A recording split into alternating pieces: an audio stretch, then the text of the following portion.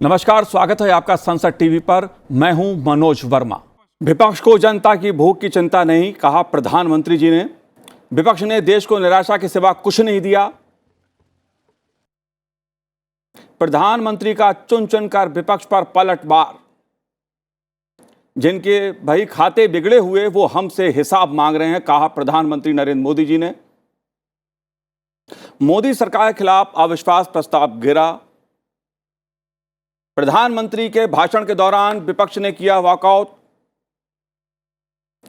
विपक्ष के पास सुनने की शक्ति नहीं, कहा प्रधानमंत्री नरेंद्र मोदी ने। मणिपुर में शांति का सूरज जरूर उगेगा। प्रधानमंत्री का विपक्ष पर जमकर हमला, करारा जवाब दिया विपक्ष को। जाहिर सी बात है, लोकसभा में सरकार के खिलाफ लाया गया अविश्वास प्रस्ताव ध्वनिमत से गिर गया है। इससे पहले प्रधानमंत्री नरेंद्र मोदी ने अपनी सरकार के खिलाफ विपक्ष की ओर से लाए गए अविश्वास प्रस्ताव पर चर्चा का जवाब दिया। प्रधानमंत्री नरेंद्र मोदी ने चुन चुनकर विपक्ष पर पलटवार किया। चर्चा के शुरू में उन्होंने 2018 में अपने सरकार के खिलाफ लाए गए अविश्वास प्रस्ताव का जिक्र करते हुए कहा कि विपक्ष का अविश्वास प्रस्ताव उनके लिए शुभ है। प्रधानमंत्री ने कहा कि देश की जनता कल्याण की चर्चा में विपक्ष की रुचि नहीं है। विपक्ष को देश के युवाओं के भविष्य और जनता की भूख की चिंता नहीं है। विपक्ष ने देश को निराशा के सिवा कुछ नहीं दिया। प्रधानमंत्री नरेंद्र मोदी ने कहा कि जिनके बही खाते बिगड़े हुए हैं वह हमसे हिसाब मांग रहे हैं, लेकिन अविश्वास और घमंड के कारण विपक्ष जनता के विश्वास को नहीं देख पाता है। प्रधानमंत्री नरेंद्र मोदी ने कहा कि कांग्रेस के पास ना नियत है, ना नीति है और ना ही भारत की अर्थव्यवस्था की समझ है। इसलिए आज भारत के लोगों में कांग्रेस के प्रति अविश्वास है। प्रधानमंत्री नरेंद्र मोदी ने कहा कि हमारे तीसरे कार्यकाल में दुनिया की तीसरी सबसे बड़ी अर्थव्यवस्था भारत बनेगा। उन्होंने कहा कि 21वीं सदी का ये कालखंड भारत के लिए अपने हर सपने को सिद्ध करने का समय है। हम सबकी एक ही जिम्मेदारी हो, देश का विकास हो। देश के युवाओं के सपने का उल्लेख करते हुए प्रधानमंत्री जी ने कहा कि देश के युवाओं के सपने पूरे करने की संसद की सामूहिक जिम्मेदारी है। 5 साल में देश में करोड़ों लोग गरीबी से बाहर निकले हैं। जाहिर सी बात है, प्रधानमंत्री नरेंद्र मोदी ने विपक्ष की ओर से लाए गए अविश्वास प्रस्ताव पर एक एक मुद्दे का, एक एक सवाल का जवाब दिया।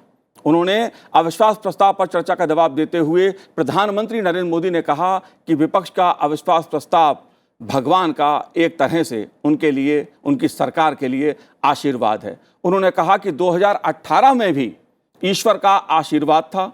2018 में हमारा फ्लोर टेस्ट नहीं हुआ, विपक्ष का फ्लोर टेस्ट हुआ। भगवान बहुत दयालु है और भगवान की मर्जी होती है कि वो किसी न किसी के माध्यम से अपनी इच्छा की पूर्ति करता है, किसी न किसी को माध्यम बनाता है। मैं इसे भगवान का आशीर्वाद मानता हूं कि ईश्वर ने विपक्ष को सुझाया और वो प्रस्ताव लेकर आए। –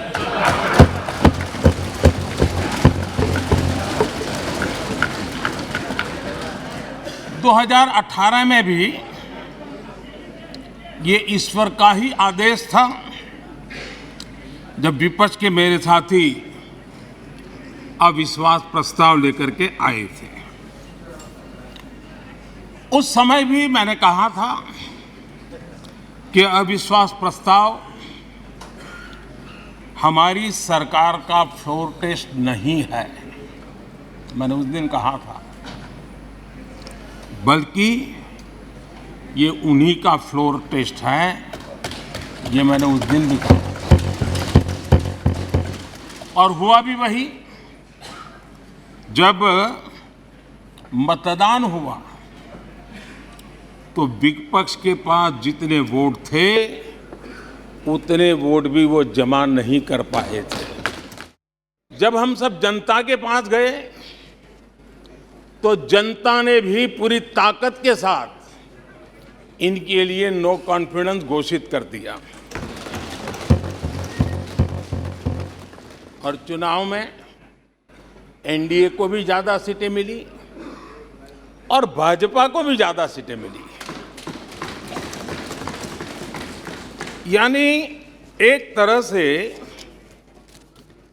विपक्ष का अविश्वास प्रस्ताव हमारे लिए शुभ होता है।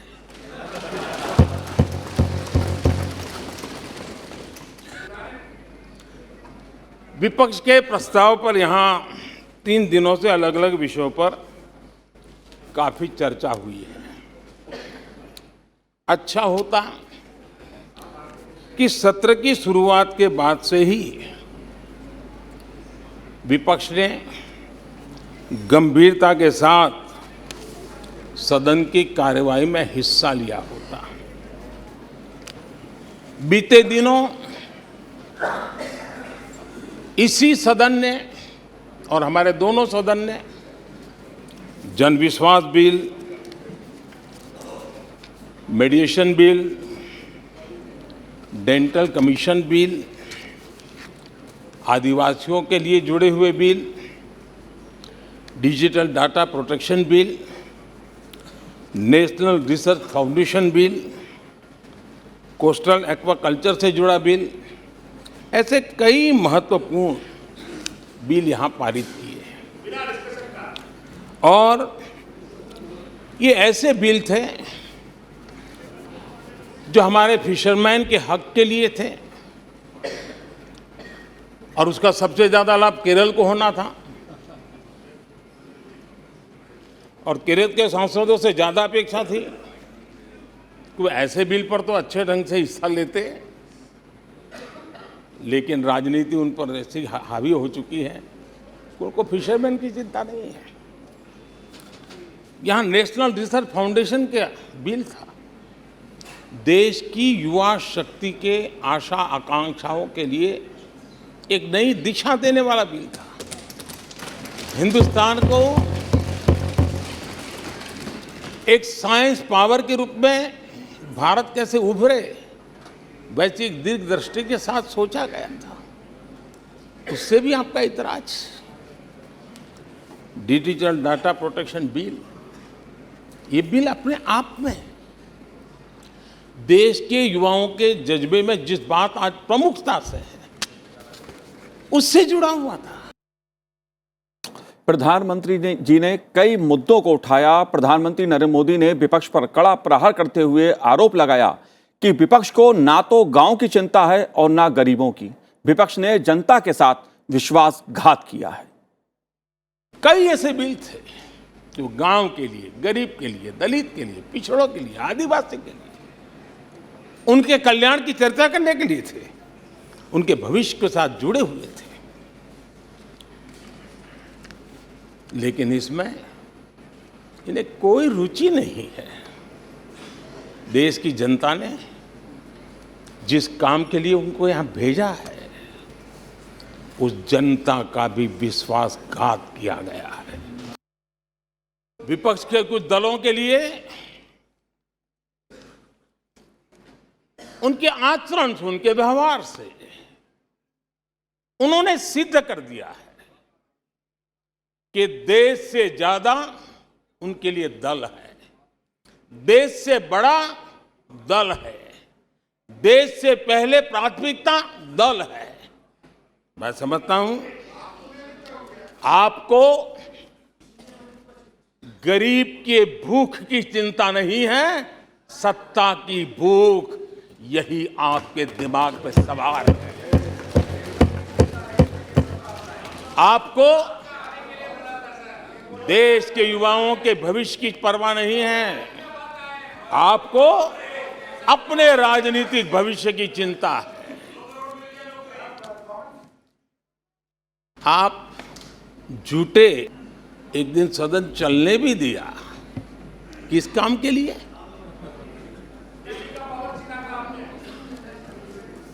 आप झूठे तो अविश्वास प्रस्ताव पर झूठे और अपने कट्टर भ्रष्ट साथी उनकी शर्त पर मजबूर होकर के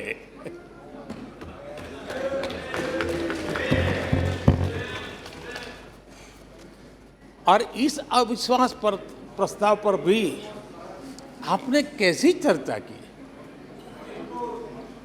और तो मैं तो देख रहा हूं सोशल मीडिया में आपके दरबारी भी बहुत दुखी है। ये हाल है आपका। विपक्ष के अविश्वास प्रस्ताव का उल्लेख करते हुए प्रधानमंत्री नरेंद्र मोदी ने कहा कि विपक्ष ने फील्डिंग सजाई लेकिन चौके छक्के सत्ता पक्ष ने मारे। विपक्ष नो कॉन्फिडेंस मोशन पर भी नो बॉल किया जा रहा है। फील्डिंग विपक्ष ने ऑर्गेनाइज की, लेकिन चौके छक्के यहीं से लगे।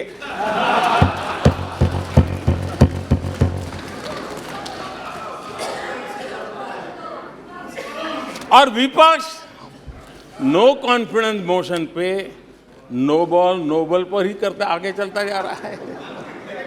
इधर से सेंचुरी हो रही है, उधर से नो बॉल हो रहे हैं।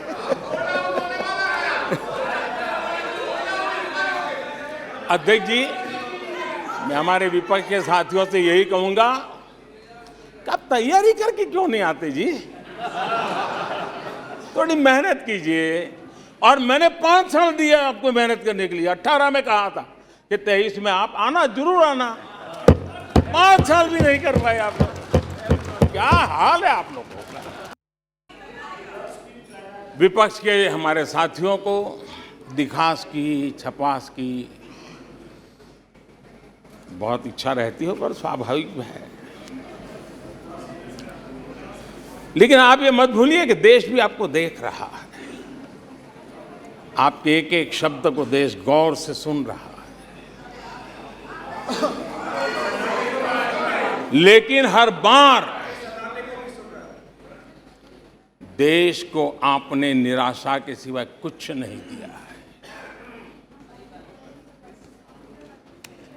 और विपक्ष के रवैये पर भी मैं कहूंगा, जिनके खुद के बही खाते बिगड़े हुए हैं, जिनके बही खाते खुद के बिगड़े हुए हैं, वो भी हमसे हमारा हिसाब लिए फिरते हैं।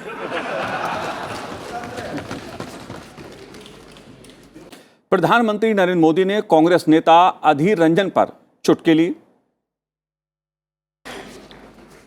इस अविश्वास प्रस्ताव में कुछ चीजें तो ऐसी विचित्र नजर आई जो न पहले कभी सुना है, न देखा है, न कभी कल्पना की है।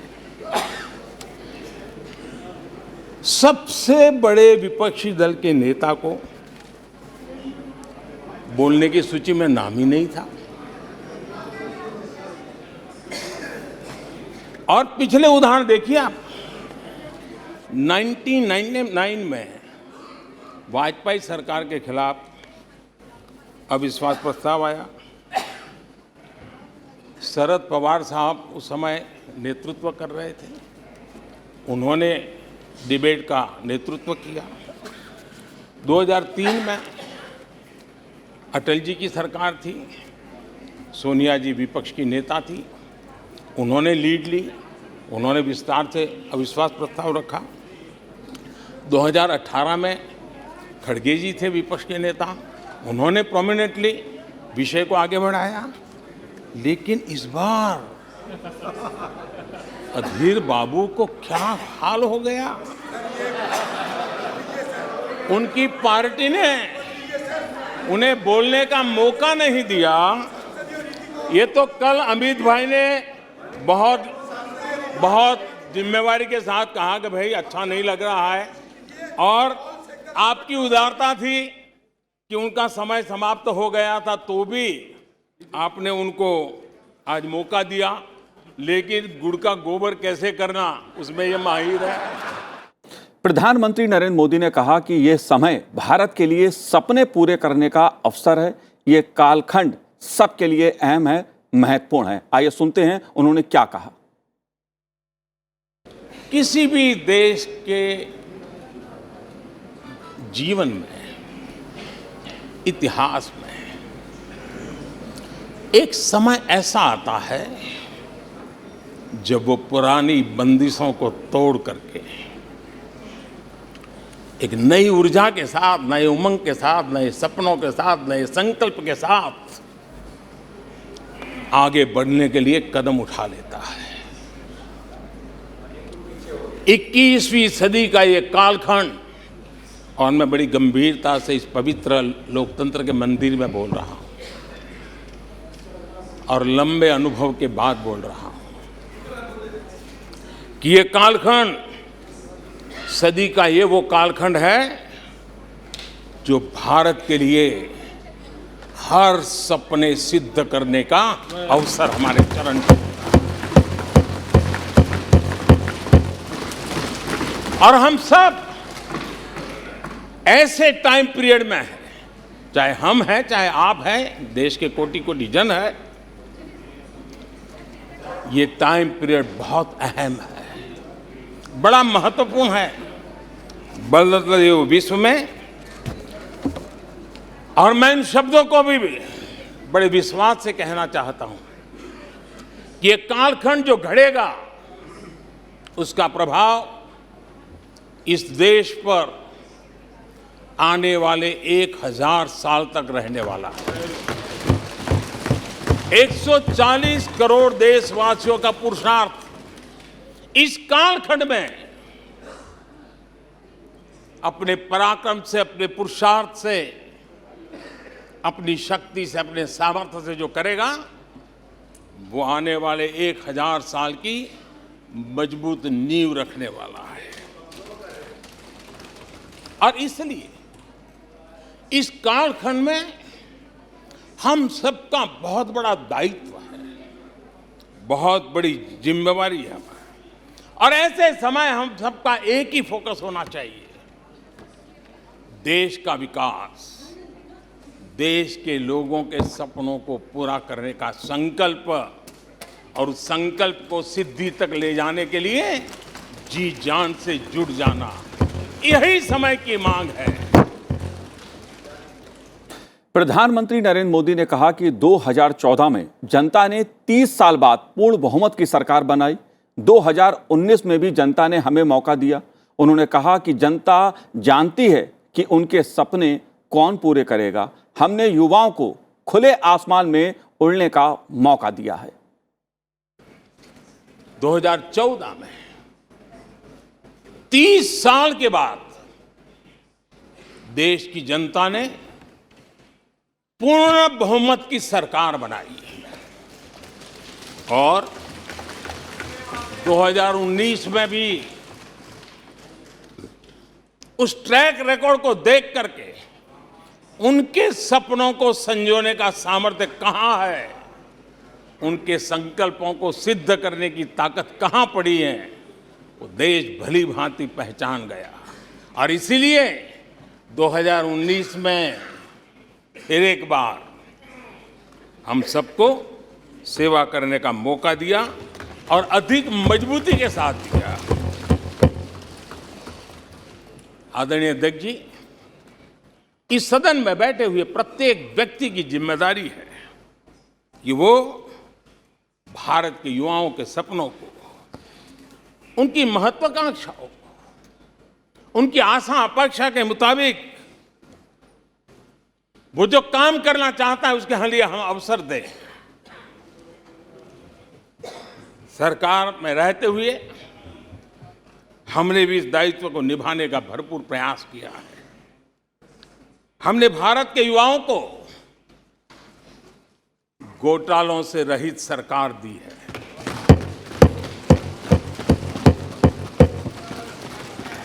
हमने भारत के युवाओं को, आज के हमारे प्रोफेशनल्स को खुले आसमान में उड़ने के लिए हौसला दिया है, अवसर दिया है। हमने दुनिया में भारत की बिगड़ी हुई साख, उसको भी संभाला है और उसे फिर एक बार नई ऊंचाइयों पर ले गए हैं। अभी भी कुछ लोग कोशिश कर रहे हैं कि दुनिया में हमारी साख को दाग लग जाए, लेकिन दुनिया अब देश को जान चुकी है। दुनिया के भविष्य में भारत किस प्रकार से योगदान दे सकता है, ये विश्व का विश्वास बढ़ता चला जा रहा है।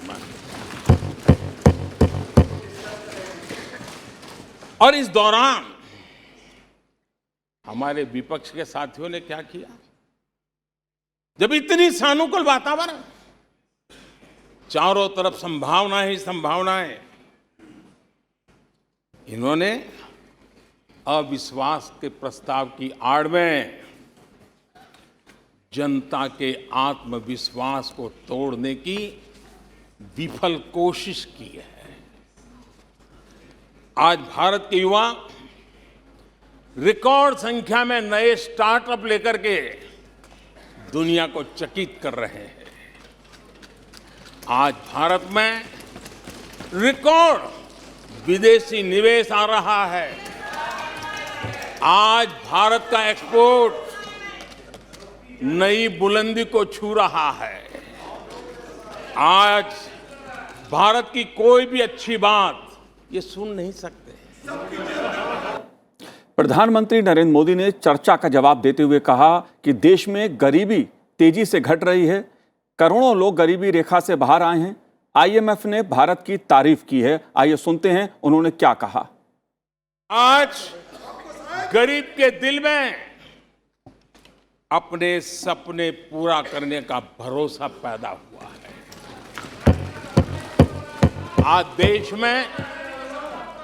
आज देश में गरीबी तेजी से घट रही है। नीति आयोग के रिपोर्ट के अनुसार पिछले 5 साल में 13.5 करोड़ लोग गरीबी से बाहर आए हैं। आदरणीय अध्यक्ष जी, आईएमएफ अपने एक वर्किंग पेपर में लिखता है कि भारत ने अति गरीबी को करीब करीब खत्म कर दिया है। आईएमएफ ने भारत के डीबीटी के और दूसरे हमारे सोशल वेलफेयर स्कीम के लिए आईएमएफ ने इसे कहा है, ये लॉजिस्टिकल मार्वल है। आदरणीय अध्यक्ष जी, डब्ल्यूएचओ ने कहा है,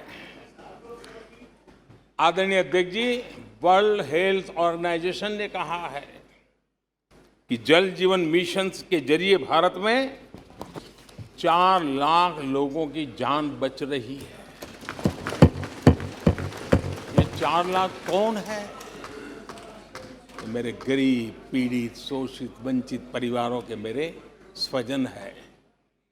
हमारे परिवार के निचले तबके में जिंदगी गुजारने के लिए जो मजबूर हुए, उनके जन हैं। ऐसे 4 लाख लोगों की जान बचने की बात डब्ल्यूएचओ कह रहा है। माननीय अध्यक्ष जी, डब्ल्यूएचओ स्वच्छ भारत अभियान का एनालिसिस करके के कहता है कि स्वच्छ भारत अभियान से 3 लाख लोगों को मरने से बचाया गया है। आदरणीय अध्यक्ष जी, भारत स्वच्छ होता है, 3 लाख लोगों की जिंदगी बचती है। 3 लाख है कौन? वही झुग्गी झोपड़ी में जिंदगी जीने के लिए जो मजबूर है, जिनके लिए अनेक कठिनाइयों से गुजारा करना पड़ता है। मेरे गरीब परिवार के लोग हैं, शहरों की बस्तियों में गुजारा करने वाले लोग, गांव में जीने वाले लोग हैं और वंचित तबके के लोग हैं जिनकी जान बची है। यूनिसेफ ने क्या कहा है? यूनिसेफ ने कहा है कि स्वच्छ भारत अभियान के कारण हर साल गरीबों के 50,000 रुपये बच रहे हैं। प्रधानमंत्री नरेंद्र मोदी ने विपक्ष पर निशाना साधते हुए कहा कि अविश्वास और घमंड विपक्ष में रचा बसा है। विपक्ष जनता के विश्वास को नहीं देख पाता।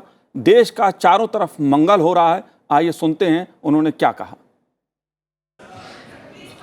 अविश्वास और घमंड इनकी रगों में रस बस गया है। वे जनता के विश्वास को कभी देख नहीं पाते हैं। अब ये जो शुतुरमुर्ग अप्रोच है, इसके लिए तो देश क्या कर सकता है। आदरणीय अध्यक्ष जी, जो पुरानी सोच वाले लोग रहते हैं, मैं उस सोच से सहमत नहीं हूं, लेकिन वो कहते हैं कि देखो भाई, जब कुछ शुभ होता है, कुछ मंगल होता है, घर में भी कोई अच्छा होता है, बच्चे भी कोई अच्छे कपड़े पहनता है, जरा साफ सुथरा होता है, तो काला टीका लगा देते हैं। आज देश का जो मंगल हो रहा है चारों तरफ, देश की जो चारों तरफ वाहवाही हो रही है, देश का जो जय जयकार हो रहा है, तो मैं आपका धन्यवाद करता हूं कि काले टीके के रूप में, काले कपड़े में निकल के सदन में आकर के आपने इस मंगल को भी सुरक्षित करने का काम किया है। इसके लिए भी मैं आपका धन्यवाद करता हूं।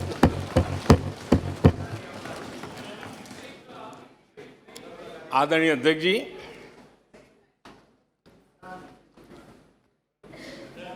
पिछले 3 दिन से भी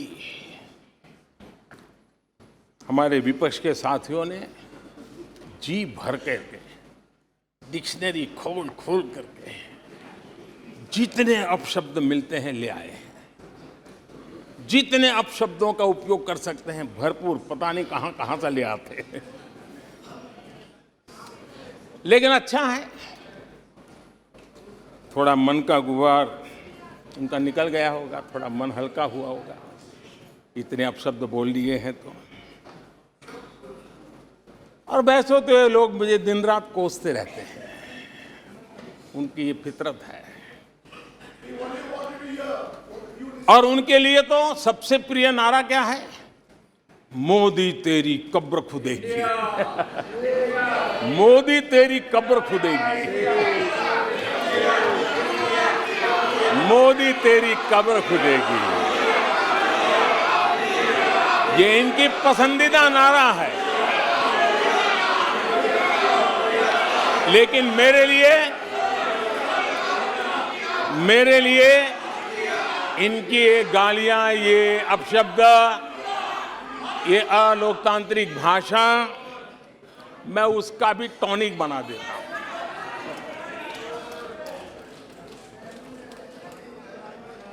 और ये ऐसा क्यों करते हैं और ये क्यों होता है?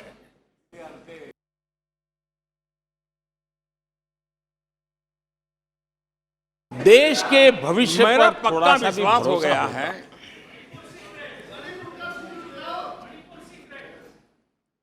कि विपक्ष के लोगों को एक सीक्रेट वरदान मिला हुआ है। हाँ,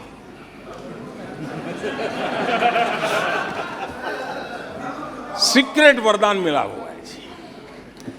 और वरदान ये कि ये लोग जिसका बुरा चाहेंगे उसका भलाई ही होगा।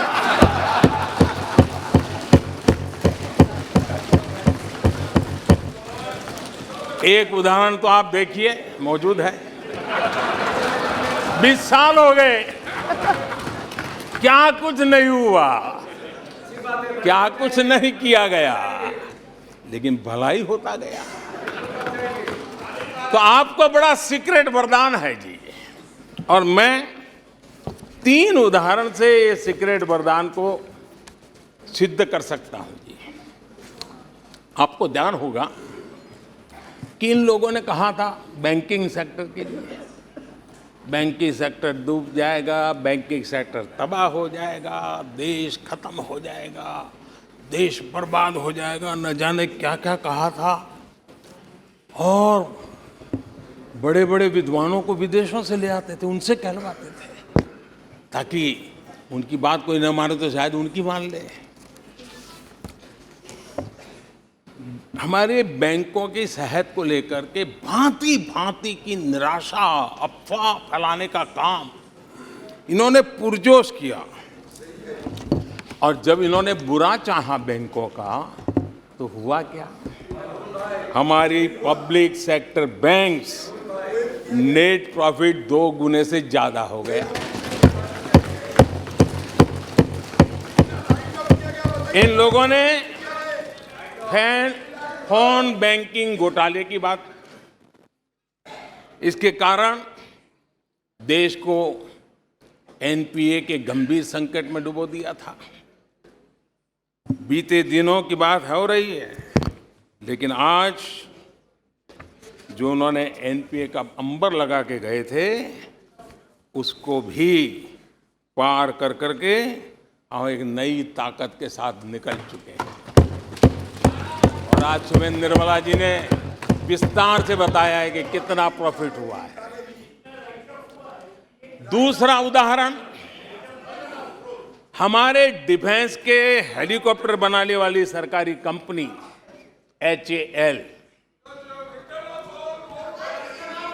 ये HAL को लेकर के कितनी भली बुरी बातें इन्होंने करी थी।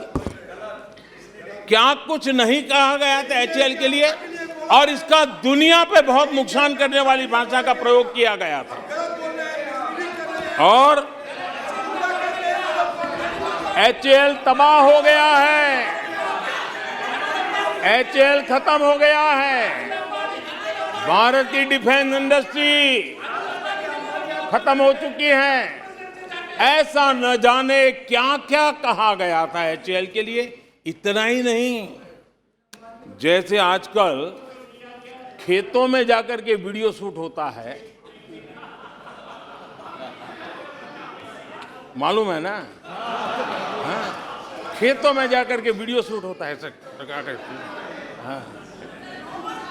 वैसा ही उस समय HAL फैक्ट्री के दरवाजे पर मजदूरों की सभा करके वीडियो शूट करवाया गया था, और वहां के कामगारों को भड़काया गया था। अब तुम्हारा कोई भविष्य नहीं है, तुम्हारे बच्चे मरेंगे, भूखे मरेंगे, HAL डूब रहा है। देश की इतनी महत्वपूर्ण इंस्टीट्यूट को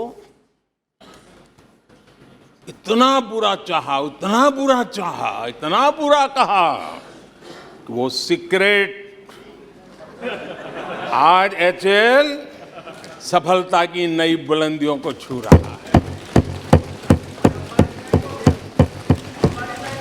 HAL ने अपना highest ever highest revenue register किया है।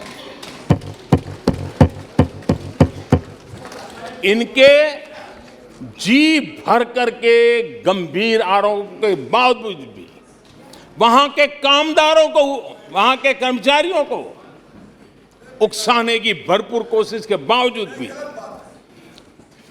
आज HAL देश की आन बान शान बन के उठ रहा है। देश के भविष्य पर थोड़ा सा भी भरोसा होता जब हम ये क्लेम करते हैं कि हम आने वाले 5 साल में, नए तीसरे टर्म में हम देश की इकोनॉमी को तीसरे पर लाएंगे, तो एक जिम्मेवार विपक्ष क्या करता? वो सवाल पूछता, अच्छा भाई बताओ, निर्मला जी बताओ कैसे करने वाले हो, अच्छा मोदी जी बताओ कैसे करने वाले हो, आपका रोड मैप बताओ। ऐसा करते। अब ये भी मुझे सिखाना पड़ रहा है। लेकिन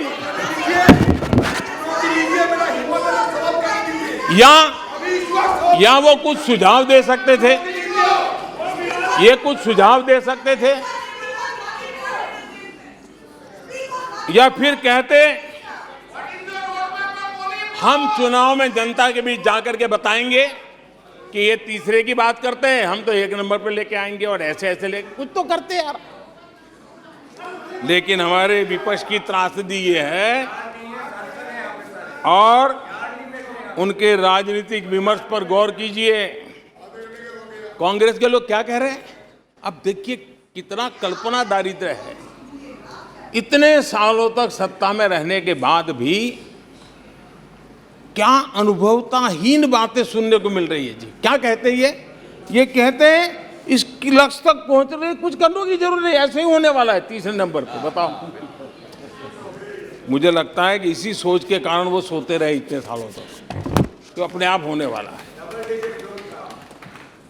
वो कहते हैं बिना कुछ किए तीसरे पहुंच जाएंगे। और कांग्रेस की माने अगर सब कुछ अपने आप ही हो जाने वाला है, इसका मतलब है कांग्रेस के पास न नीति है, न नियत है, न विजन है, न वैश्विक अर्थव्यवस्था की समझ है, और न ही भारत के अर्थ जगत के ताकत का पता है। और इसलिए सोए सोए तब हो जाएगा। यही एक आदरणीय अध्यक्ष जी, ये वजह है कि कांग्रेस के शासन में भारत गरीबी और गरीबी को बढ़ाता गया। 1991 में देश कंगाल होने की स्थिति में था। कांग्रेस के शासनकाल में अर्थव्यवस्था दुनिया के क्रम में 10, 11, 12 इसके बीच में झोले खाती थी, झूलती रही थी। लेकिन 2014 के बाद भारत ने टॉप 5 में अपनी जगह बना ली।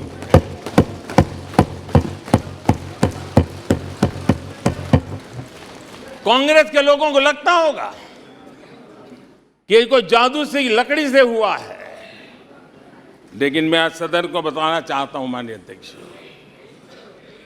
रिफॉर्म, परफॉर्म एंड ट्रांसफॉर्म एक निश्चित आयोजन, प्लानिंग और कठोर परिश्रम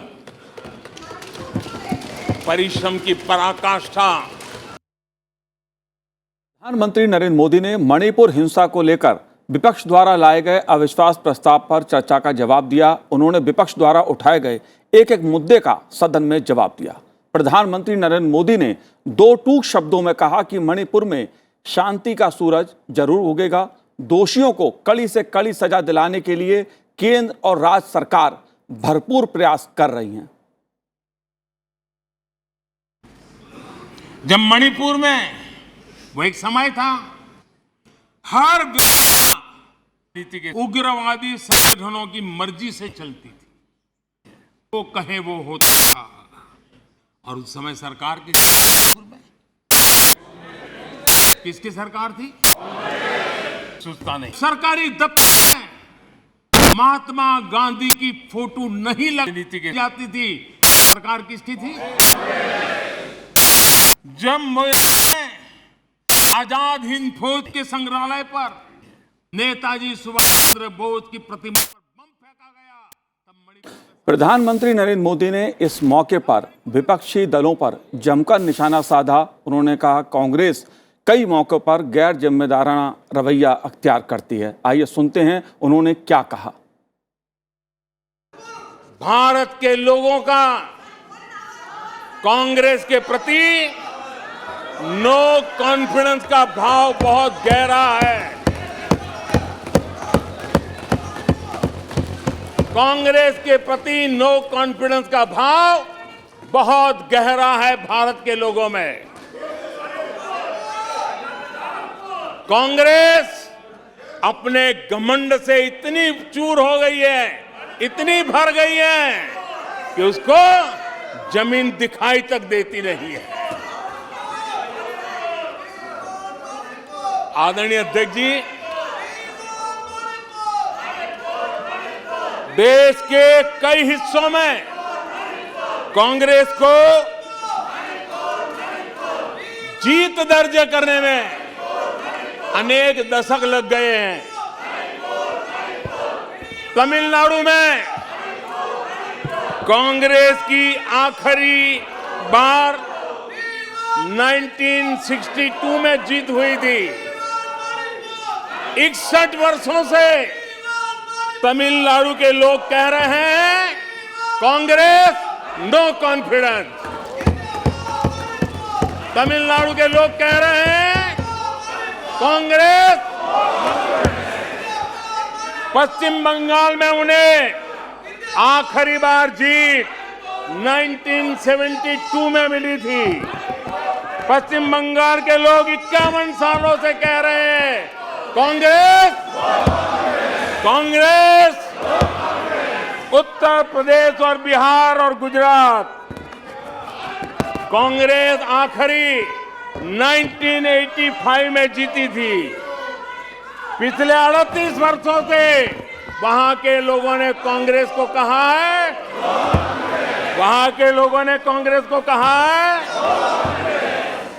त्रिपुरा में उन्हें आखिरी बार 1988 में जीत मिली थी। 35 वर्षों से त्रिपुरा के लोग कांग्रेस को कह रहे हैं कांग्रेस कांग्रेस।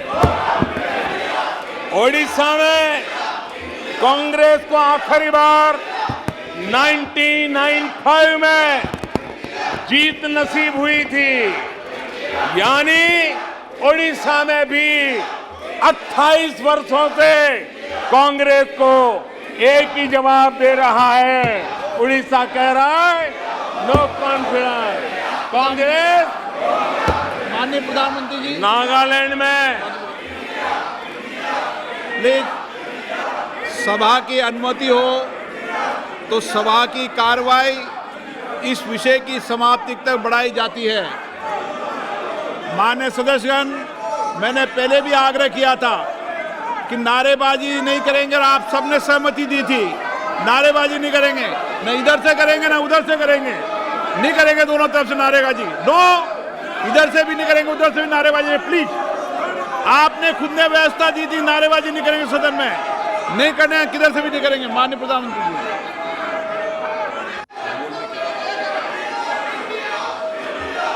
आदरणीय अध्यक्ष जी, नागालैंड में कांग्रेस की आखिरी जीत 1988 में हुई थी। यहां के लोग भी 25 वर्षों से कह रहे हैं कांग्रेस कांग्रेस। दिल्ली, आंध्र प्रदेश और पश्चिम बंगाल में तो एक भी विधायक खाते में नहीं है। जनता ने कांग्रेस के प्रति बार बार नो कॉन्फिडेंस घोषित किया है। प्रधानमंत्री नरेंद्र मोदी ने कांग्रेस और विपक्ष पर तंज कसते हुए कहा कि इनको लगता है नाम बदलकर देश पर राज कर लेंगे। उनका नाम तो नजर आता है, काम नजर नहीं आता है। आइए सुनते हैं प्रधानमंत्री जी ने किस तरह विपक्ष पर निशाना साधा। नाम को लेकर उनका ये चश्मा आज का नहीं है। नाम को लेकर ये जो मोह है ना, वो उनका आज का नहीं है। ये दशकों पुराना चश्मा है। इन्हें लगता है कि नाम बदलकर देश पर राज कर लेंगे। गरीब को चारों तरफ उनका नाम तो नजर आता है, लेकिन उनका काम कहीं नजर नहीं आता। अस्पतालों में नाम उनके हैं, इलाज नहीं है। शैक्षणिक संस्थाएं नाम लटक रहे हैं। सड़कों हो, पार्क हो, उनका नाम। गरीब कल्याण की योजनाओं पर उनका नाम, खेल पुरस्कारों पर उनका नाम, एयरपोर्ट पर उनका नाम, म्यूजियम पर उनका नाम। अपने नाम से योजनाएं चलाई और फिर उन योजनाओं में हजारों करोड़ के भ्रष्टाचार किए। समाज के अंतिम छोर पर खड़ा व्यक्ति काम होते देखना चाहता था। लेकिन उसे मिला क्या? सिर्फ परिवार का नाम। अध्यक्ष महोदय, कांग्रेस की पहचान से जुड़ी कोई चीज उनकी अपनी नहीं है, कोई चीज उनकी अपनी नहीं है। चुनाव चिन्ह से लेकर विचारों तक सब कुछ कांग्रेस अपना होने का दावा करती है, वो किसी और से लिया हुआ है। अविश्वास प्रस्ताव पर बोलते हुए प्रधानमंत्री नरेंद्र मोदी ने कांग्रेस पर खास तौर पर तीखा प्रहार किया। उन्होंने कहा कि कांग्रेस को लगता है कि कमियों को ढकने के लिए वो कुछ भी करेगी। कांग्रेस ने कमियों को ढकने के लिए चुनाव चिन्ह को भी चुरा लिया। कांग्रेस के संस्थापक विदेशी थे। आइए सुनते हैं प्रधानमंत्री नरेंद्र मोदी ने कांग्रेस को लेकर क्या कुछ कहा।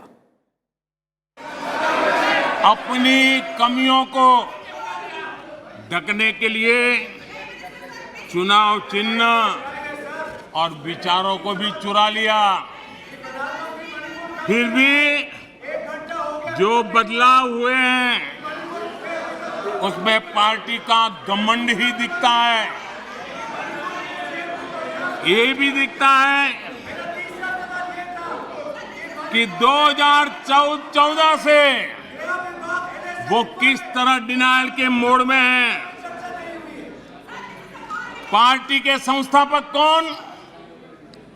एओ ह्यूम एक विदेशी थे जिन्होंने पार्टी बनाई। आप जानते हैं 1920 में भारत के स्वतंत्रता संग्राम को एक नई ऊर्जा मिली। 1920 में एक नया ध्वज मिला और देश ने उस ध्वज को अपना लिया। तो रातों रात कांग्रेस ने उस ध्वज की ताकत देख करके उसे भी छीन लिया और प्रतीक को देखा कि ये गाड़ी चलाने के लिए ठीक रहेगा। 1920 से खेल चल रहा है और उनको लगा कि तिरंगा झंडा देखेंगे तो लोग देखेंगे उनकी बात हो रही है। ये उन्होंने खेल किया। वोटरों को बुलाने के लिए गांधी नाम भी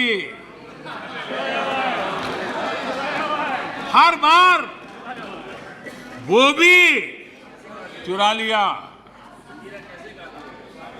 कांग्रेस के चुनाव चिन्ह देखिए, 2 बैल, गाय बछड़ा और फिर हाथ का पंजा। ये सारे उनके कारनामे उनकी हर प्रकार की मनोवृत्ति का प्रतिबिंब करता है, उसको प्रकट करते हैं और ये साफ दिखाता है कि सब कुछ एक परिवार के हाथों में सब केंद्रित हो चुका है। प्रधानमंत्री नरेंद्र मोदी ने कांग्रेस पर निशाना साधते हुए कहा कि कांग्रेस को परिवारवाद पसंद है, कांग्रेस को दरबारवाद पसंद है। ये इंडिया गठबंधन नहीं है, ये इंडिया गठबंधन नहीं है, एक घमंडिया गठबंधन है। ये इंडिया गठबंधन नहीं है, घमंडिया गठबंधन है। और इसकी बारात में हर कोई दूल्हा बनना चाहता है, सबको प्रधानमंत्री बनना है।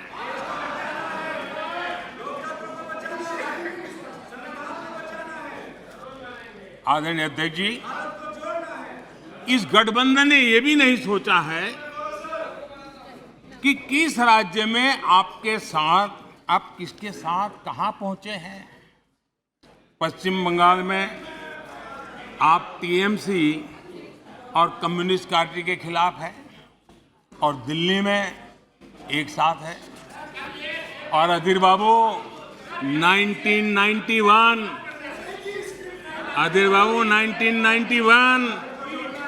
पश्चिम बंगाल विधानसभा का चुनाव इन्हीं कम्युनिस्ट पार्टी ने अधीर बाबू साथ क्या व्यवहार किया था वो आज भी इतिहास में दर्ज है। खैर 1991 की बात तो पुरानी है। पिछले साल केरला के वायनाड में जिन लोगों ने कांग्रेस के कार्यालय में तोड़फोड़ की, ये लोग उनके साथ दोस्ती करके बैठे हैं। बाहर से तो अपना लेबल बदल सकते हैं, लेकिन पुराने पापों का क्या होगा, यह पाप आपको लेके डूबेंगे। आप जनता जनार्दन से ये पाप कैसे छिपा पाओगे? आप नहीं छिपा सकते हो। और इनको आज जो हालत, इसलिए मैं कहना चाहता हूं, अभी हालात ऐसे हैं, इसलिए हाथों में हाथ। अभी हालात ऐसे हैं, इसलिए हाथों में हाथ। जहां हालात तो बदले, फिर छुरियां भी निकलेगी।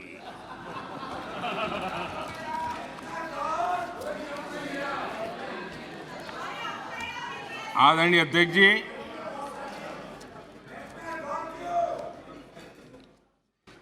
ये घमंडिया गठबंधन देश में परिवारवाद की राजनीति का सबसे बड़ा प्रतिबिंब है। देश के स्वाधीनता सेनानियों ने, हमारे संविधान निर्माताओं ने हमेशा परिवारवादी राजनीति का विरोध किया था। महात्मा गांधी, सरदार वल्लभ भाई पटेल, बाबा साहब आम्बेडकर, डॉक्टर राजेंद्र प्रसाद, मौलाना आजाद, गोपीनाथ बोरडोली, लोकनायक जयप्रकाश, डॉक्टर लोहिया, आप जितने भी नाम देखेंगे, सबने परिवारवाद की खुलकर आलोचना की है, क्योंकि परिवारवाद का नुकसान देश के सामान्य नागरिक को उठाना पड़ता है। परिवारवाद सामान्य नागरिक के, उसके हकों, उसके अधिकारों से वंचित है।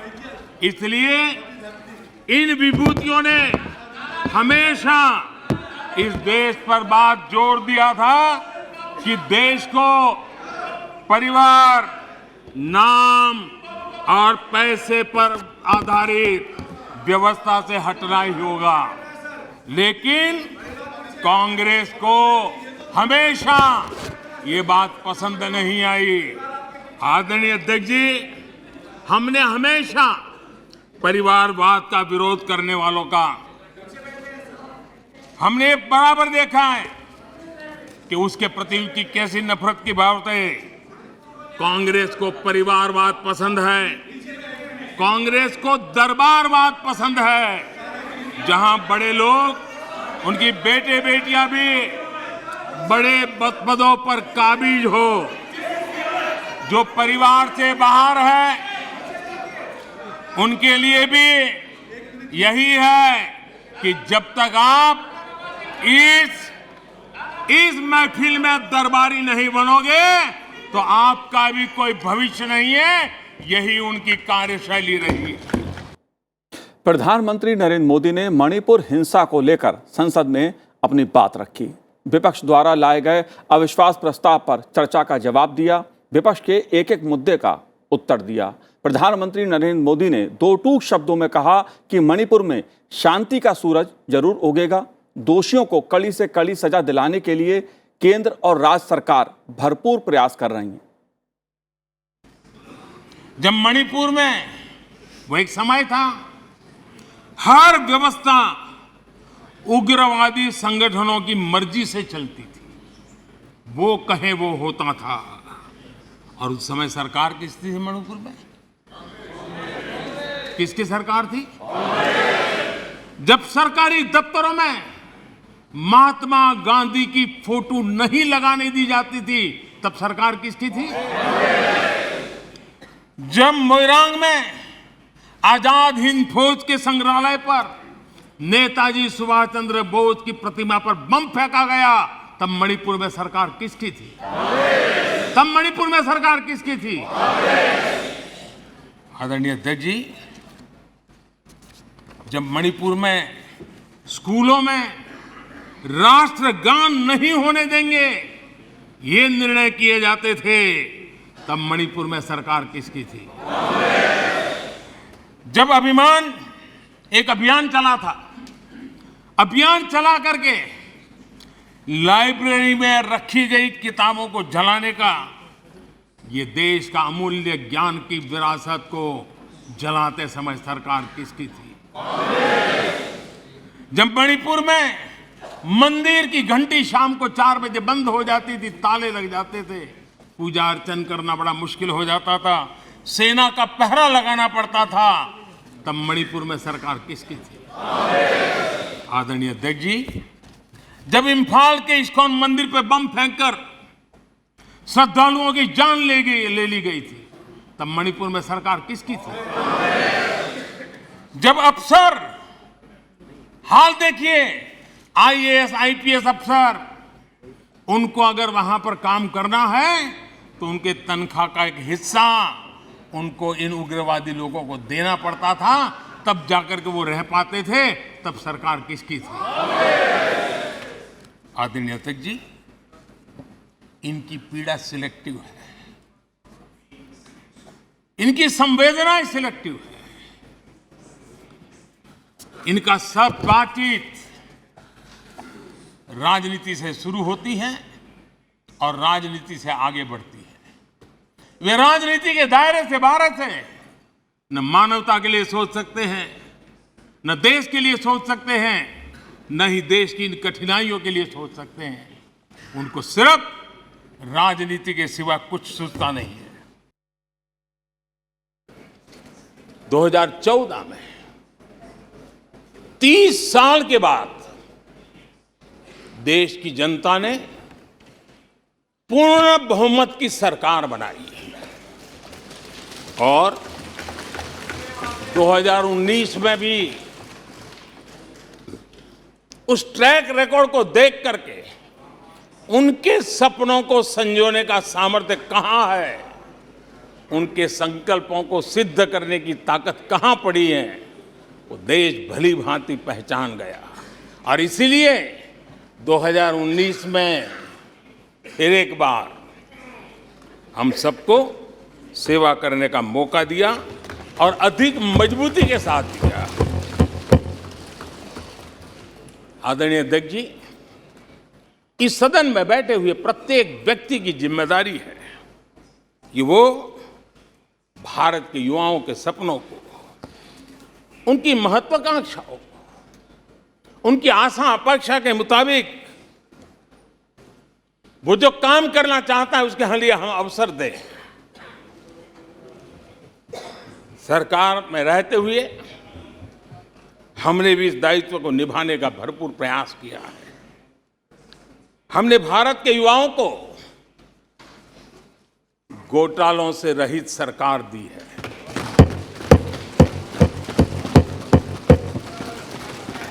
हमने भारत के युवाओं को, आज के हमारे प्रोफेशनल्स को खुले आसमान में उड़ने के लिए हौसला दिया है, अवसर दिया है। हमने दुनिया में भारत की बिगड़ी हुई साख, उसको भी संभाला है और उसे फिर एक बार नई ऊंचाइयों पर ले गए हैं। अभी भी कुछ लोग कोशिश कर रहे हैं कि दुनिया में हमारी साख को दाग लग जाए, लेकिन दुनिया अब देश को जान चुकी है। दुनिया के भविष्य में भारत किस प्रकार से योगदान दे सकता है, ये विश्व का विश्वास बढ़ता चला जा रहा है। और इस दौरान हमारे विपक्ष के साथियों ने क्या किया? जब इतनी सानुकूल वातावरण, चारों तरफ संभावनाएं ही संभावनाएं, इन्होंने अविश्वास के प्रस्ताव की आड़ में जनता के आत्मविश्वास को तोड़ने की विफल कोशिश की है।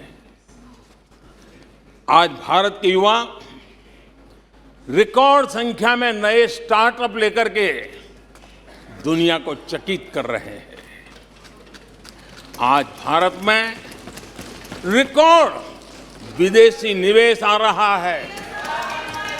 आज भारत का एक्सपोर्ट नई बुलंदी को छू रहा है। आज भारत की कोई भी अच्छी बात ये सुन नहीं सकते। प्रधानमंत्री नरेंद्र मोदी ने विपक्ष के अविश्वास प्रस्ताव पर चर्चा का जवाब देते हुए कहा कि देश में गरीबी तेजी से घट रही है, करोड़ों लोग गरीबी से बाहर आए हैं। आईएमएफ ने भारत की तारीफ की है। आइए सुनते हैं उन्होंने क्या कुछ कहा। आज गरीब के दिल में अपने सपने पूरा करने का भरोसा पैदा हुआ है।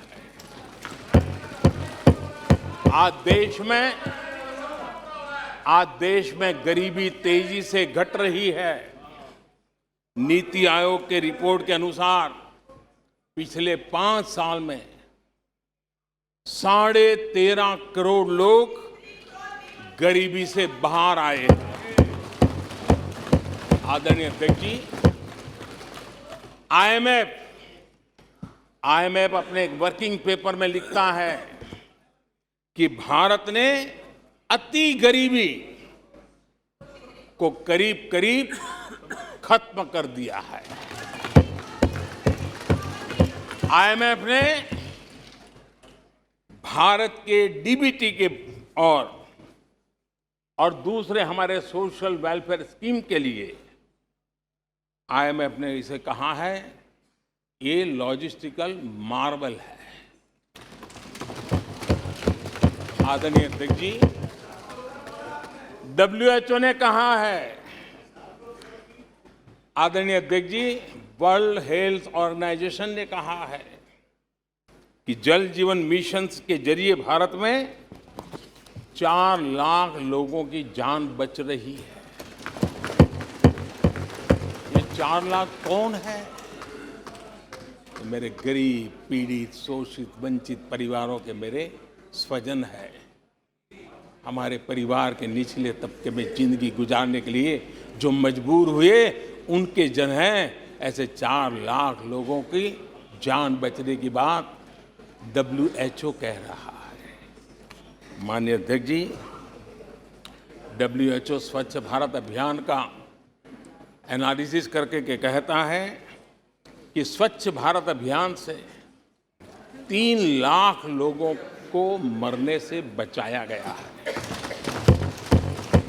आदरणीय अध्यक्ष जी, भारत स्वच्छ होता है, 3 लाख लोगों की जिंदगी बचती है। 3 लाख है कौन? वही झुग्गी झोपड़ी में जिंदगी जीने के लिए जो मजबूर है,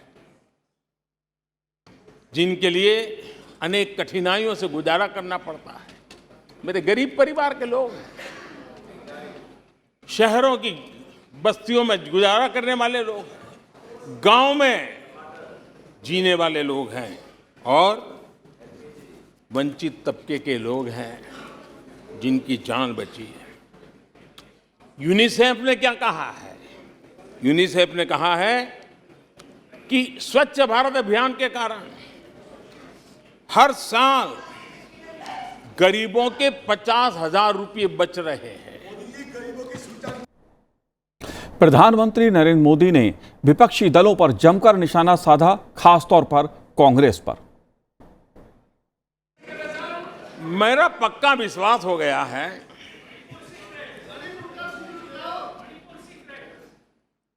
कि विपक्ष के लोगों को एक सीक्रेट वरदान मिला हुआ है। हाँ,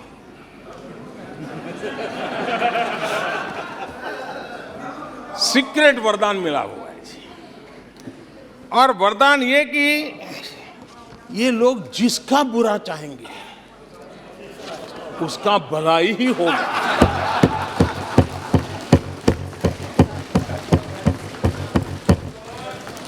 एक उदाहरण तो आप देखिए, मौजूद है।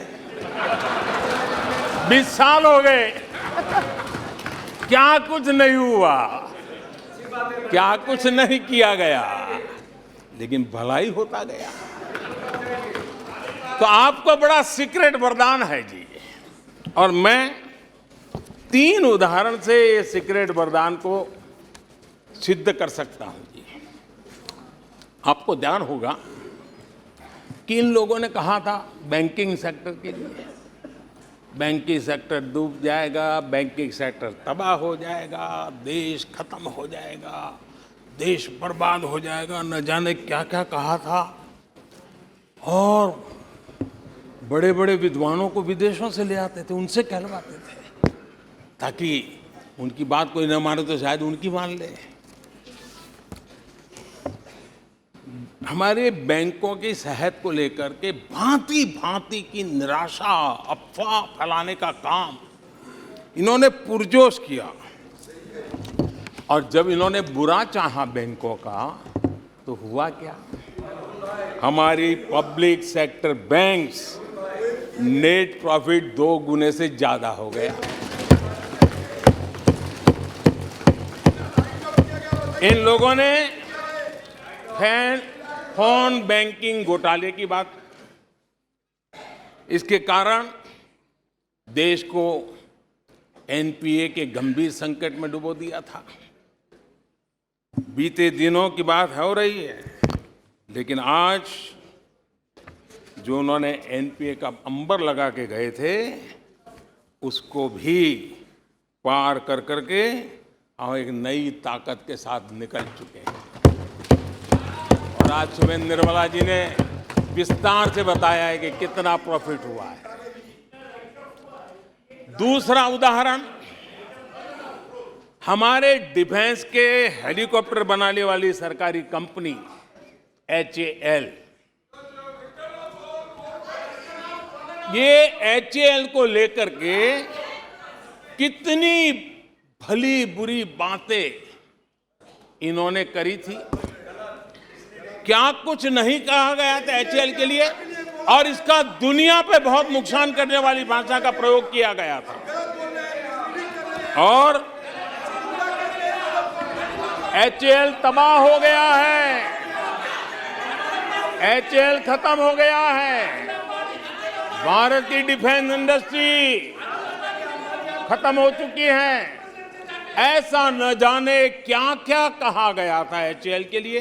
इतना ही नहीं, जैसे आजकल खेतों में जाकर के वीडियो शूट होता है, मालूम है ना? हाँ, खेतों में जाकर के वीडियो शूट होता है, हाँ। वैसा ही उस समय HAL फैक्ट्री के दरवाजे पर मजदूरों की सभा करके वीडियो शूट करवाया गया था, और वहां के कामगारों को भड़काया गया था। अब तुम्हारा कोई भविष्य नहीं है, तुम्हारे बच्चे मरेंगे, भूखे मरेंगे, HAL डूब रहा है। देश की इतनी महत्वपूर्ण इंस्टीट्यूट को इतना बुरा चाहा, इतना बुरा चाहा, इतना बुरा कहा कि वो सीक्रेट आज HAL सफलता की नई बुलंदियों को छू रहा है। HAL ने अपना highest ever highest revenue register किया है। इनके जी भर करके गंभीर आरोप के बावजूद भी वहां के कामदारों को, वहां के कर्मचारियों को उकसाने की भरपूर कोशिश के बावजूद भी आज HAL देश की आन बान शान बन के उठ रहा है। प्रधानमंत्री नरेंद्र मोदी ने कांग्रेस और उसके सहयोगी दलों की ओर इशारा करते हुए कहा कि इनको लगता है नाम बदलकर देश पर राज कर लेंगे। उनका नाम तो नजर आता है, काम नजर नहीं आता। आइए सुनते हैं प्रधानमंत्री नरेंद्र मोदी ने क्या कहा। भारत के लोगों का कांग्रेस के प्रति नो कॉन्फिडेंस का भाव बहुत गहरा है।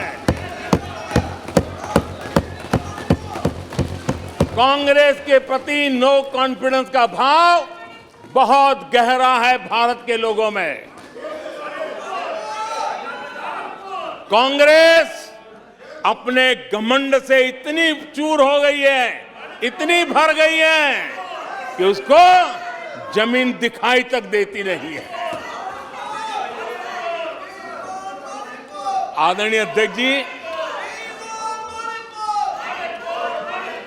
देश के कई हिस्सों में कांग्रेस को जीत दर्ज करने में अनेक दशक लग गए हैं। तमिलनाडु में कांग्रेस की आखिरी बार 1962 में जीत हुई थी। 61 वर्षों से तमिलनाडु के लोग कह रहे हैं कांग्रेस नो कॉन्फिडेंस। तमिलनाडु के लोग कह रहे हैं कांग्रेस।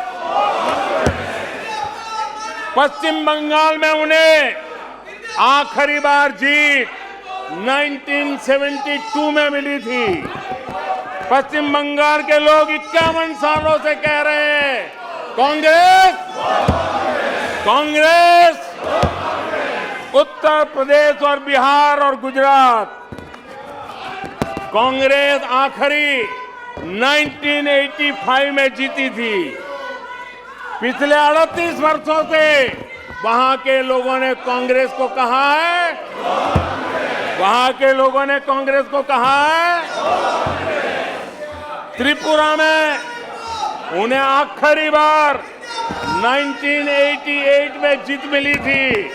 35 वर्षों से त्रिपुरा के लोग कांग्रेस को कह रहे हैं कांग्रेस कांग्रेस। ओडिशा में कांग्रेस को आखिरी बार 1995 में जीत नसीब हुई थी। यानी ओडिशा में भी 28 वर्षों से कांग्रेस को एक ही जवाब दे रहा है। उड़ीसा कह रहा है नो कॉन्फिडेंस कांग्रेस। माननीय प्रधानमंत्री जी, नागालैंड में प्लीज सभा की अनुमति हो तो सभा की कार्रवाई इस विषय की समाप्ति तक बढ़ाई जाती है। माननीय सदस्यगण, मैंने पहले भी आग्रह किया था कि नारेबाजी नहीं करेंगे और आप सबने सहमति दी थी। नारेबाजी नहीं करेंगे, न इधर से करेंगे न उधर से करेंगे, नहीं करेंगे दोनों तरफ से नारेबाजी। नो, इधर से भी नहीं करेंगे उधर से भी नारेबाजी। प्लीज, आपने खुद ने व्यवस्था दी थी, नारेबाजी नहीं करेंगे सदन में, नहीं करने किधर से भी नहीं करेंगे। माननीय प्रधानमंत्री जी,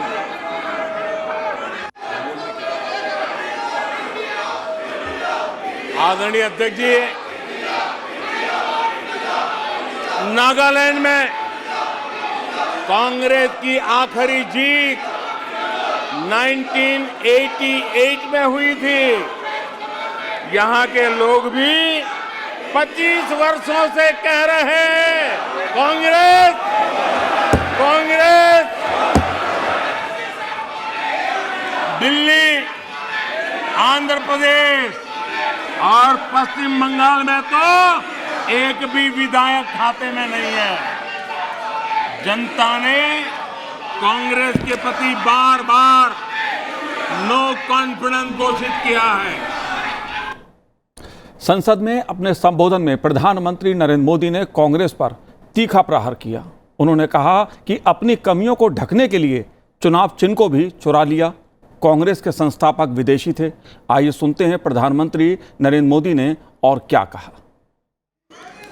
ये इंडिया गठबंधन नहीं है, ये इंडिया गठबंधन नहीं है, एक घमंडिया गठबंधन है। ये इंडिया गठबंधन नहीं है, घमंडिया गठबंधन है।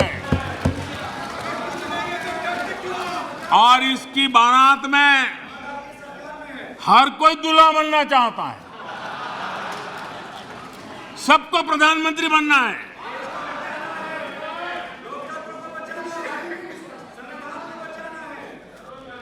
आदरणीय अध्यक्ष जी, इस गठबंधन ने यह भी नहीं सोचा है कि किस राज्य में आपके साथ, आप किसके साथ कहां पहुंचे हैं। पश्चिम बंगाल में आप टीएमसी और कम्युनिस्ट पार्टी के खिलाफ है और दिल्ली में एक साथ है। और अधीर बाबू 1991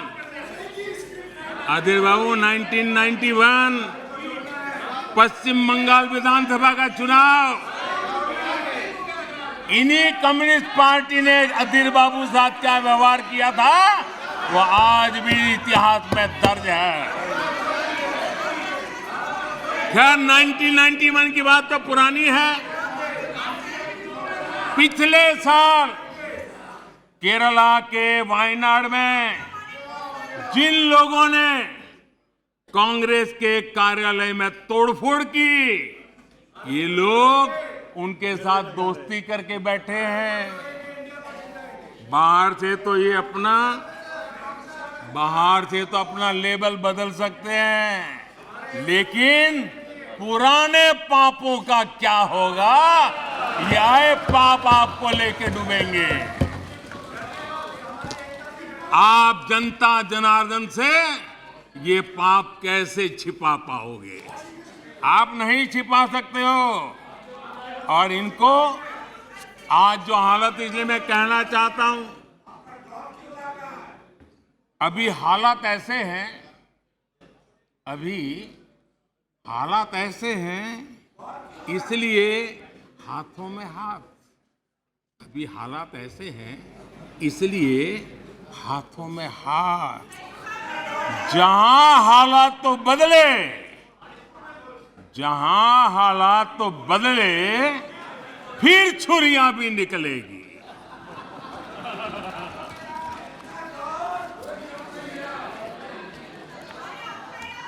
आदरणीय अध्यक्ष जी,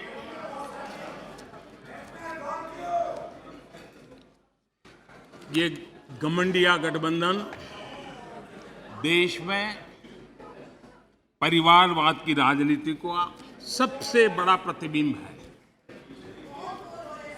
देश के स्वाधीनता सेनानियों ने, हमारे संविधान निर्माताओं ने हमेशा परिवारवादी राजनीति का विरोध किया था।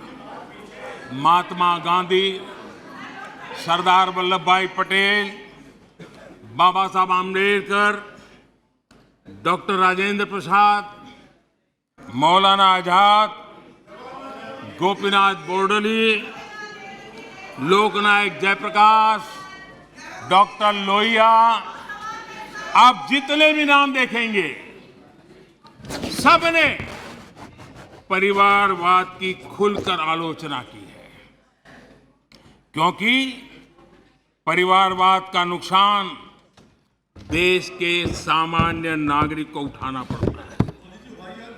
परिवारवाद सामान्य नागरिक के, उसके हकों, उसके अधिकारों से वंचित है। इसलिए इन विभूतियों ने हमेशा इस देश पर बात जोर दिया था कि देश को परिवार, नाम और पैसे पर आधारित व्यवस्था से हटना ही होगा। लेकिन कांग्रेस को हमेशा ये बात पसंद नहीं आई। आदरणीय अध्यक्ष जी, हमने हमेशा परिवारवाद का विरोध करने वालों का हमने बराबर देखा है कि उसके प्रति उनकी कैसी नफरत की भाव है। कांग्रेस को परिवारवाद पसंद है, कांग्रेस को दरबारवाद पसंद है, जहां बड़े लोग, उनकी बेटे बेटियां भी बड़े पदों पर काबिज हो। जो परिवार से बाहर है, उनके लिए भी यही है कि जब तक आप इस महफिल में दरबारी नहीं बनोगे, तो आपका भी कोई भविष्य नहीं है। यही उनकी कार्यशैली रही। प्रधानमंत्री नरेंद्र मोदी ने अपने संबोधन में कांग्रेस और उसके सहयोगी गठबंधन पर तीखे प्रहार किए। उन्होंने कहा ये गठबंधन जो बना है वो अविश्वासी गठबंधन है। साथ ही उन्होंने कहा कि इस गठबंधन में ज़्यादातर जो दल हैं वो परिवारवादी हैं। भ्रष्टाचार का मुद्दा भी प्रधानमंत्री नरेंद्र मोदी ने उठाया। उन्होंने कहा कि इन विपक्षी गठबंधन को लगता है कि नाम बदलकर देश पर राज कर लेंगे, लेकिन उनका नाम तो नजर आता है, काम नजर नहीं आता। आइए सुनते हैं प्रधानमंत्री नरेंद्र मोदी ने कांग्रेस और विपक्षी गठबंधन पर किस तरह प्रहार किया। नाम को लेकर उनका ये चश्मा आज का नहीं है। नाम को लेकर ये जो मोह है ना, वो उनका आज का नहीं है। ये दशकों पुराना चश्मा है। इन्हें लगता है कि नाम बदलकर देश पर राज कर लेंगे। गरीब को चारों तरफ उनका नाम तो नजर आता है, लेकिन उनका काम कहीं नजर नहीं आता। अस्पतालों में नाम उनके हैं, इलाज नहीं है। शैक्षणिक संस्थाएं नाम लटक रहे हैं। सड़कों हो, पार्क हो, उनका नाम। गरीब कल्याण की योजनाओं पर उनका नाम। खेल पुरस्कारों पर उनका नाम। एयरपोर्ट पर उनका नाम। म्यूजियम पर उनका नाम। अपने नाम से योजनाएं चलाई और फिर उन योजनाओं में हजारों करोड़ के भ्रष्टाचार किए। समाज के अंतिम छोर पर खड़ा व्यक्ति काम होते देखना चाहता था, लेकिन उसे मिला क्या? सिर्फ परिवार का नाम। अध्यक्ष महोदय, कांग्रेस की पहचान से जुड़ी कोई चीज उनकी अपनी नहीं है। कोई चीज उनकी अपनी नहीं है। चुनाव चिन्ह से लेकर विचारों तक सब कुछ कांग्रेस अपना होने का दावा करती है, वो किसी और से लिया हुआ है। दरअसल लोकसभा में सरकार के खिलाफ लाया गया अविश्वास प्रस्ताव ध्वनिमत से गिर गया और उससे पहले प्रधानमंत्री नरेंद्र मोदी ने अपने संबोधन में विपक्ष के एक एक मुद्दे का जवाब दिया। विपक्ष ने जो सवाल उठाए उसका जवाब दिया और मणिपुर हिंसा को लेकर भी अपनी बात सदन में रखी। तो आज इस कार्यक्रम में इतना ही। मुझे दीजिए आज्ञा। नमस्कार।